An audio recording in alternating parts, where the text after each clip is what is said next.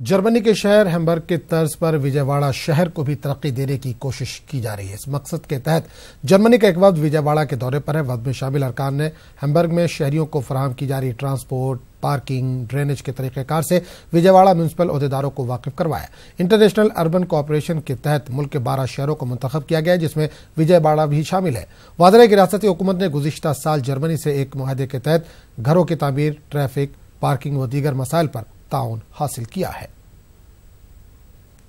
The European Union has a long history of cooperation with India on a number of topics, on climate, on energy, on environment, and a number of other issues.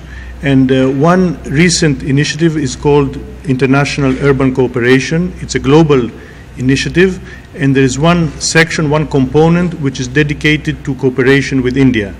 And this cooperation is focusing on urban issues. And one such pairing is between the city of Vijayawada and the city of Hamburg. Because this program, the objective is to exchange best practices between the two cities. And during these visits, there have been a number of discussions on important topics, on urban planning, on solid waste management, on transport.